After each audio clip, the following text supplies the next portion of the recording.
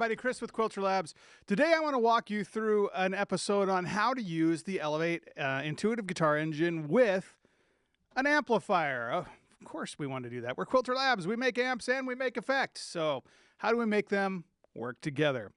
Alrighty, first thing we're going to do is, if you haven't already watched the episode on that I just did on how to automatically save changes, I will put a link somewhere up here so you can actually take a look at that to see what settings we've already changed. But we're going to skip all that for now. You can watch that video if you want to watch it, how to use it in a live scenario. Instead, we're going to focus in today on making changes. So I'm actually using the grungy preset list that I just used, although I was kind of having fun with Joe Walsh on it. We're going to hold down that rotary encoder, and we're going to go in and we're going to make some modifications to the setup menu.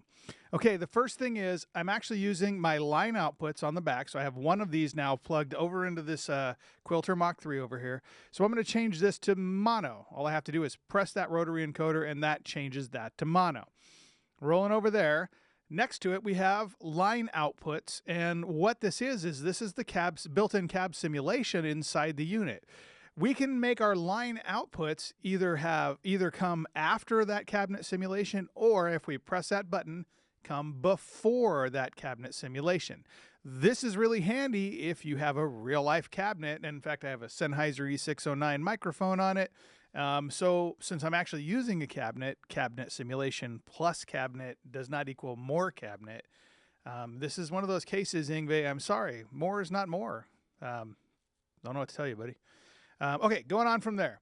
Jam link. Now in this case, I had disabled this in the last instance, but again, when you're playing live, unless you plan on using the jam link, I'm going to have backing tracks or something like that, you want to turn that off. So we roll through in that setup menu and put jam link as disabled.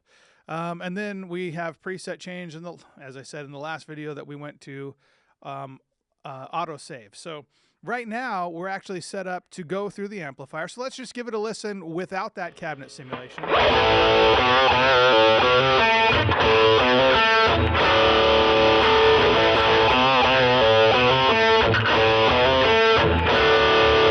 And interestingly, if I go in here and I make changes now,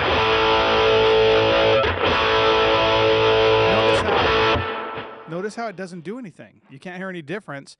And that's because the cab simulation isn't actually going through the line out to the amplifier.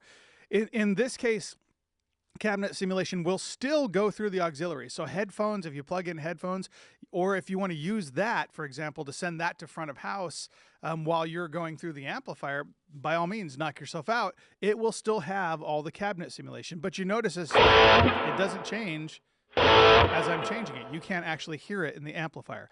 That's because we're using the amplifier itself to act as the cabinet simulation. We're not simulating a cabinet, we have a cabinet. So all that said, that's it. That's your quick and dirty, simple and easy way for you to go in and make those changes necessary to utilize your intuitive guitar engine, your Elevate, with an amplifier. Be sure to like, subscribe, and ring that bell. We will only publish videos that help you understand your products better. So like, subscribe, and ring that bell. And hey, comment down below. What else do you want to know about the Elevate? What else do you want to know about other Quilter products? We'll be happy to throw it in there for you. Look forward to seeing you on the next episode of Elevate Foundations.